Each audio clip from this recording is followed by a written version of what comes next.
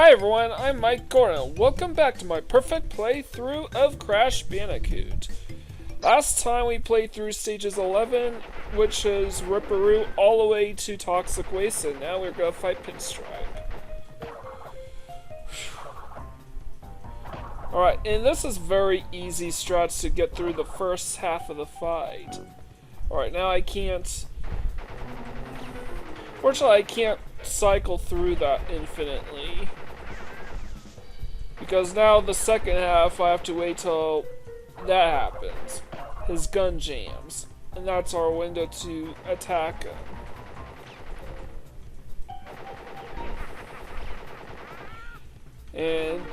And the location that his gun jams will change every time, too.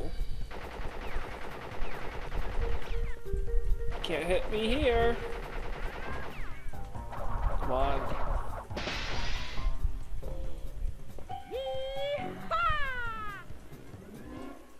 Alright. And now the high road. Fun fact, much of my childhood history with this game has the game just freezing up. Either at the load screen at the high road or the loadout after completing its Tanya stage. Because of this, it took me quite a while before I was finally able to beat this game, as the furthest I could get to was Pinstripe. Literally not until I got myself a PlayStation 2. And I have a theory that the reason why Crash Bandicoot 1 in particular costs so much more money even compared to the rest of the PlayStation Crash games. Like, they're all worth $20 or less in general, but Crash 1 is worth like $30 to $40.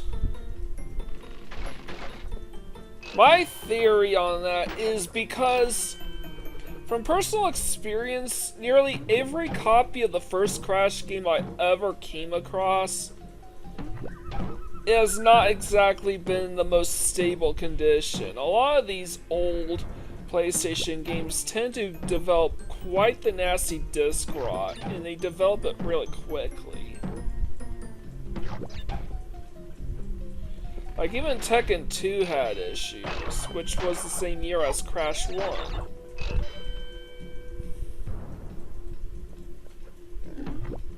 And obviously, yeah, it's a matter of, well, you gotta take care of the disc. Except that happens even when the game is brand spanking new and is in mint condition. So I don't really have much to say about High Road. High Road itself is one of the absolute hardest levels in the game. Or at least has that reputation. And yeah, this level is hard. But it's not as hard as in the original version as it is in the Insane Trilogy. The Insane Trilogy has the reputation of being quite possibly the hardest level outside of Stormy Ascent. Stormy Ascent was a level that was cut from was a level that was so hard it was cut from the final release. Maybe I'll figure out a way to play that level. Who knows? Alright. I definitely know this bonus stage is probably the absolute hardest one to get all the boxes in. Just watch. Yeah. And I don't even think it's possible in the original game. In the Insane Trilogy, I know it's been a while, but I believe it is possible in the Insane Trilogy.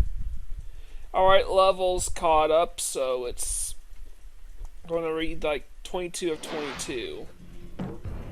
No, that would have been last time, so it'd be 24 of 24. 22 out of 22 would be Toxic Waste. Ooh, I overjumped the exit. You can do that, by the way. That's literally how some people were able to get the gem in Great Gate without getting its corresponding yellow gem. But I consider that a sequence break. Slippery Climb is next. Fun fact, this level in Sunset Visa had swapped places in the Japanese version. Meaning at this point you'd be playing through Sunset Visa and not Slippery Climb. I'm guessing they were more worried, probably because Sunset Visa A has the reputation of being one of, if not the hardest level in the game, and B, it's long. However, Slippery Climb also shares that reputation. Top 5 hardest stage in the game.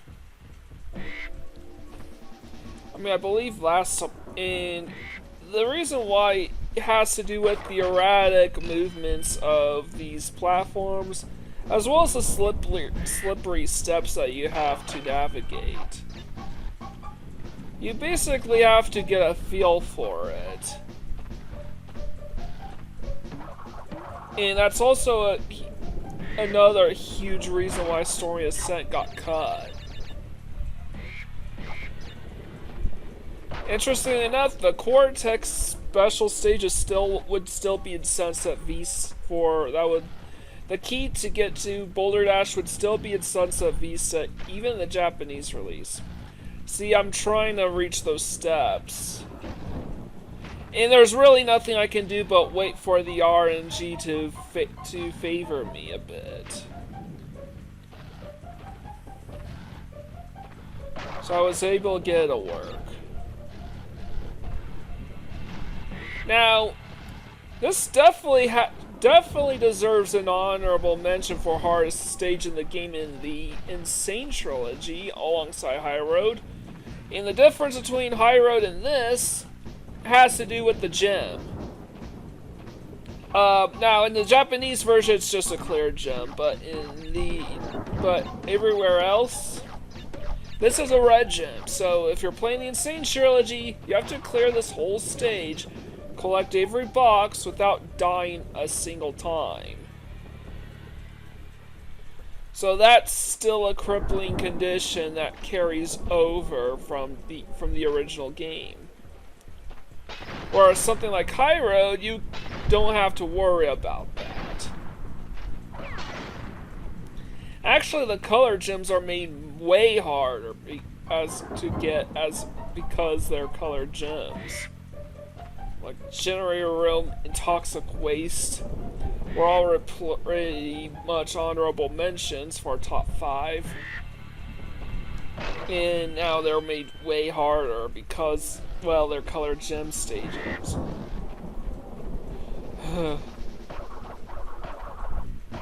But here it doesn't matter. Alright. And this is another reason why this stage holds a reputation of being so hard. Now, to be fair, the controls for Crash 1 work fine for this sort of game. He moves stiffly, yes, but he does what he wants you to do. So the physics are just right for this game, so. Whereas the Insane Trilogy, the physics are more akin to something you would get out of Crash 2 or Crash 3.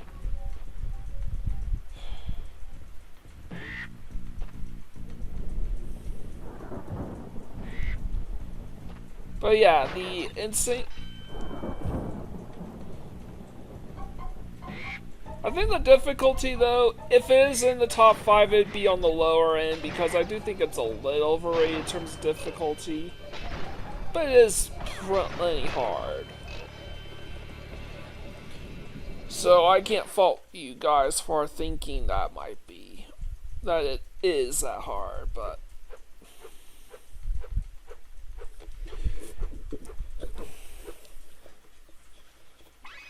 And now we have Lights Out. Believe it or not, this is the last level in the game that we can't get the gem in right away. But don't worry, we'll come back to this place later in this episode. Alright. So, now I'm not gonna suicide myself in this stage because because I'd only be suiciding myself over 3 boxes that we don't have access to. And I believe the Aku Aku mask carries over into the next stage. I might be wrong.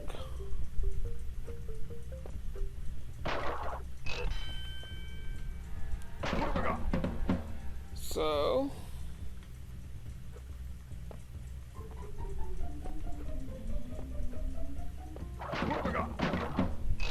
alright, let's take this out. I want to jump on those possums because I don't want to, because I want to avoid destroying the Aku Aku masks before I get to them. That's another thing that makes these dark levels, like Lights Out and Fumbling in the Dark, so hard, is that you have to navigate in the dark. If you screw up once.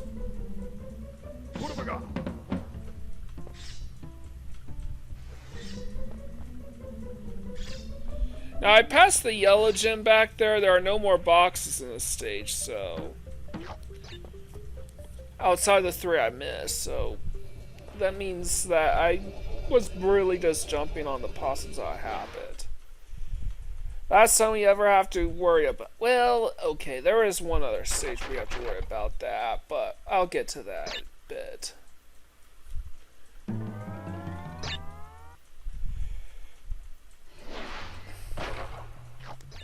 Alright, so Jaws of Darkness, honestly, is definitely a real contender for hardest level in the game. And so it would definitely be a top 10 level for me. And you wouldn't not think that a retread of Temple Ruins would be that much harder, but you'll see in a bit. It looks fine and all, but one thing you have to take into consideration is enemy placement. In this stage, spinning into your enemies is risky. You have to be aware of your surroundings, or else you could lose out on some tokens.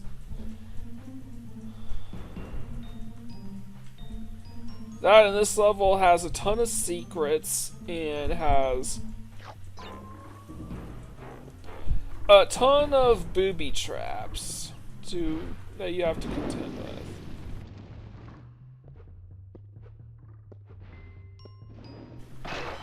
See, there's a Cortex token here, which means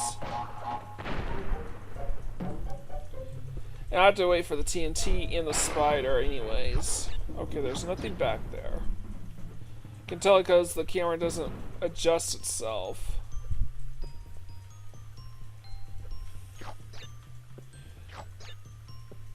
So, now in the Insane Trilogy, this is definitely a hard level. Particularly a hard level to get the relic in. Making sure there's nothing up there. Can't grab that mask. So I'll move on.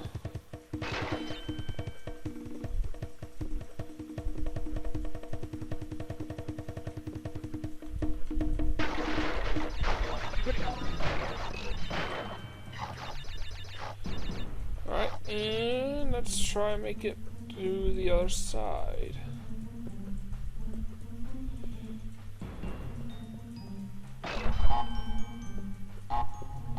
Come on. Definitely living on the edge right there. Yeah, I don't know more about those Wumpas. Yeah, and as a reminder, last time I had 99 lives, it got reset back to 4 because I loaded up a save file.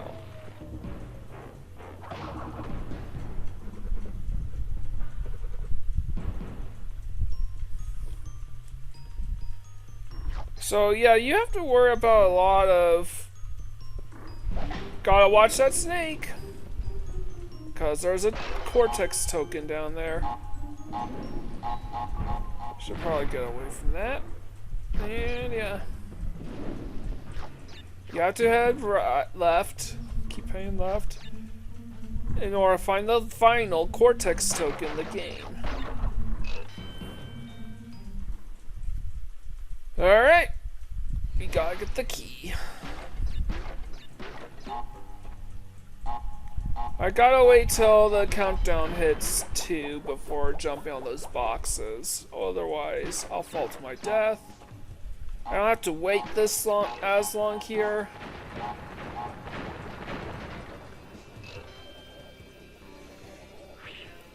But I was able to get the key, which means it's registers 25 of 32 levels done. Unfortunately, I'm still stuck at Slippery Climb at this point. But it does register Fumbling in the Dark as unlocked, therefore cleared.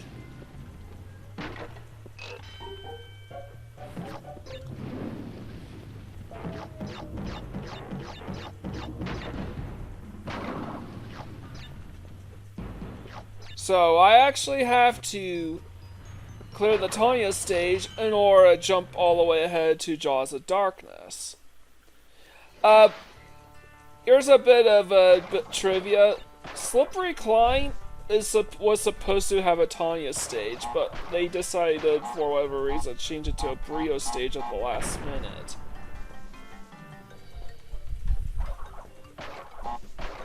The Japanese version actually does abide by the whole Tanya thing, though. In fact, I think nearly every stage in the Japanese version has Tanya Tanya bonus rounds. Alright, 20 out of 32. That means every level up to and including Jaws of Darkness has been registered as completed. But we still need to finish the stage in order to get the gem. But this is an ideal place to save your game at the same time and turn it off if you need to. Because we are now at the home stretch. There are only 5 more levels to go before we beat the game. And as a reminder, the final level isn't counted as one of the 32 levels because once you beat it, the game's over. There is the green gem path I could take, but just leads to a bunch of extra lives, which I'm good for. Here, it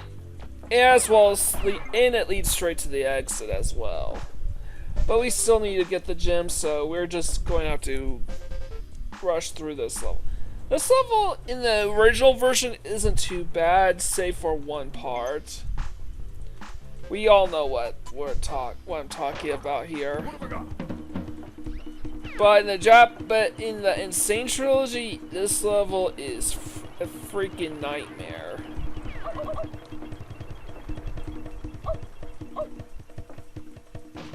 Looks like my super mask is coming in clutch for me.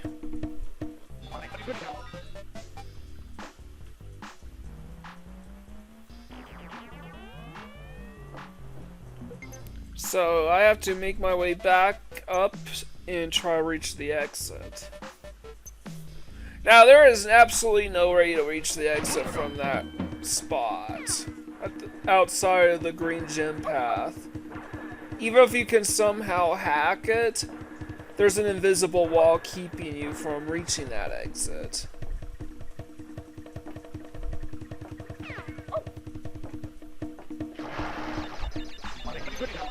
Alright. What? Oh, okay. What's about gaining the screen?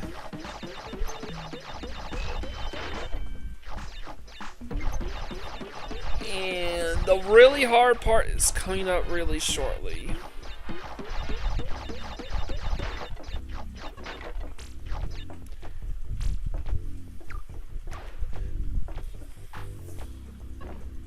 Oh, and of course, Crash is clipping underneath the part of the platform. I think the reason why I don't find these stages to be particularly hard, Heavy Machinery and Castle Machinery, is because the enemies themselves aren't a huge threat. But this part is definitely a royal piece of crap right there. This is basically how you need to break all these boxes.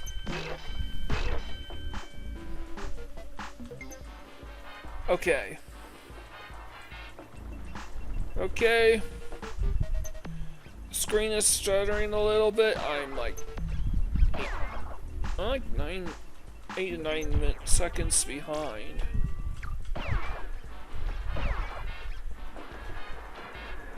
That's alright. I'll try to fix it post-production. And the masks are expendable right now because we're coming up across our 5th boss.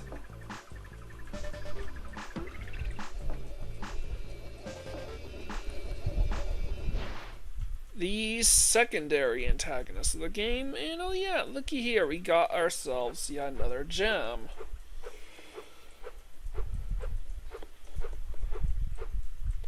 $14 gems. Unfortunately, our level progression doesn't get carried over because there are no bonus stages here. Nitrous Brio is next.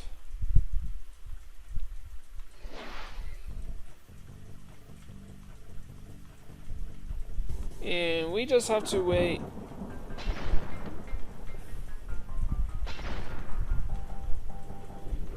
I want to try to lure that one away from Brio because if you get too close, Brio will hit you and will take out an Aku Aku mask. And she'll land a double right there. And honestly, I think Brio's the toughest because this is a really long, narrow corridor. He attacks quickly, and you have to be on your toes here.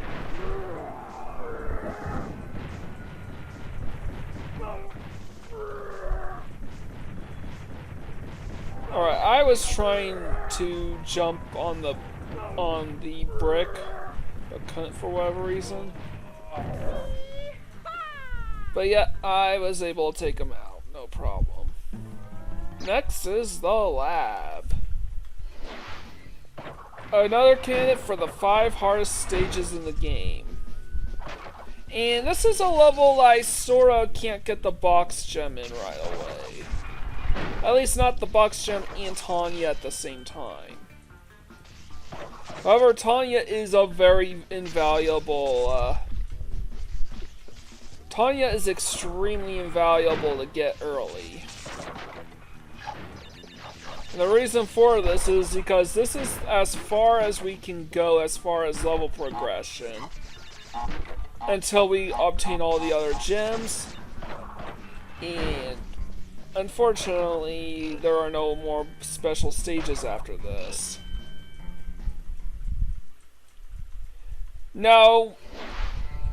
Alright, so I need to break that box right there and then try to get on top of that arrow. And we got an extra life up there.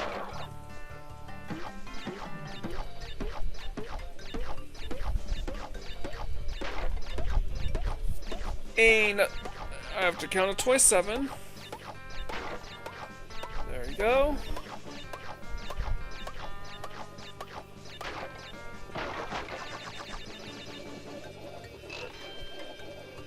%complete. And 30 to 32 levels complete, which means the lab is not counted in that number because this is level 31. Anyways, I have to exit out and then re-enter the stage now. The reason being is due to a weird bug in this game that basically treats the last Tanya box that you open up once you access the bonus stage as unopened. And because of this, if I were to complete the stage as is, I will end up finishing the stage with one box missing. I don't know why this is a thing in this version of the game. It definitely isn't a thing in the Insane Trilogy. And oh yeah, speaking of which, in the Insane Trilogy, you have to complete this whole thing in one go. Because there's yet another color gem here for us to pick up.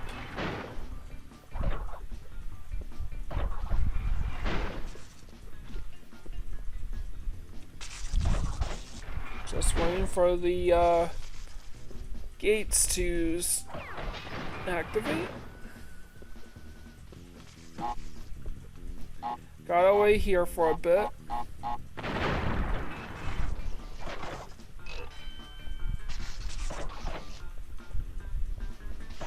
Alright. Very nice.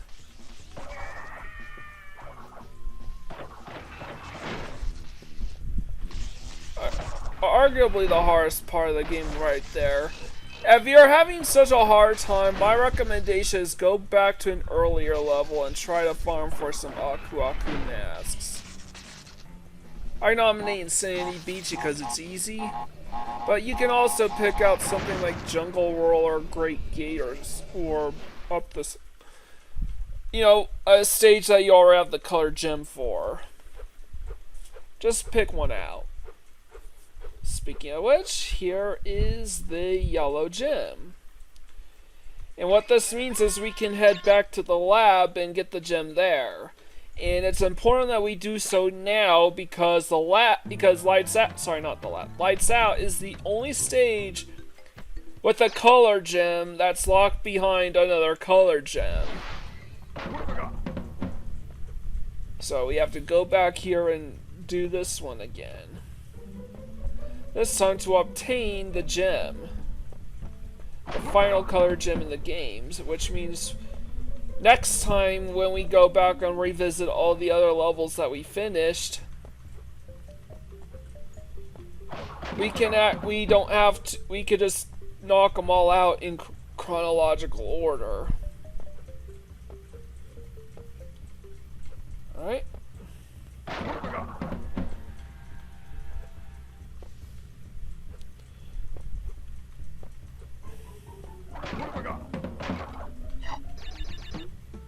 And once again, I'm being careful.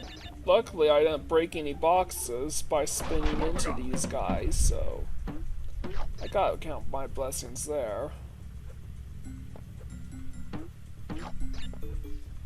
And by the way, the lives do not respawn while you're still on your current save. You have to load up a new save file before the lives respawn.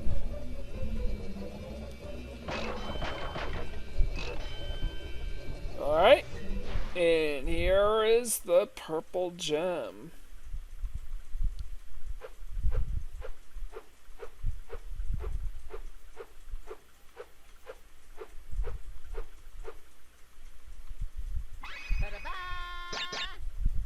Yeah, 32 levels. Still. So I'm just gonna, now, because this is a perfect playthrough, I'm gonna go straight for the end of the game and beat the game now. Great Hall is just that. There are no boxes at all, and we are going to talk more a bit later, once we get all the remaining gems. Done. Believe it or not, even though this is the 80% ending, and generally speaking, the 100% ending is the true canonical ending. What's funny is that this is the canonical ending as well. Crash 2 begins immediately where this game leaves off.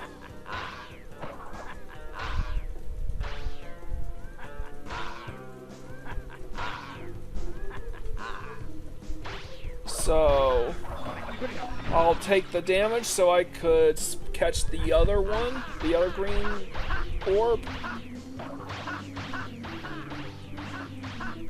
And this is this is not too bad in terms of difficulty. Only really the second and third phases are that challenging. Anyways, that is Crash Bandicoot for the original PlayStation. Of course, we are still short 10 gems, but really what the 100% ending really is just an epilogue. Even the Insane Trilogy addresses that, as it doesn't cut to credits. during the epilogue. You just unlock the epilogue, and then you can beat the final boss, and thus beat the game. I do think that is what they were trying to accomplish with this game, but, you know, you gotta find some way to challenge players and make the experience rewarding. But yeah, it is fun. It's very, very simple. X to jump, circle or square to spin, triangle to check your status. However, you still can't keep track of how many boxes you've broken the stage. That won't come until Crash 2, and then Crash 3 actually keeps track of your current versus total score onwards. The Insane Trilogy actually does the current total thing as well, by the way. But, having said all that, we are still short 10. Count them 10 gems, so next time we have to address the remaining gem paths.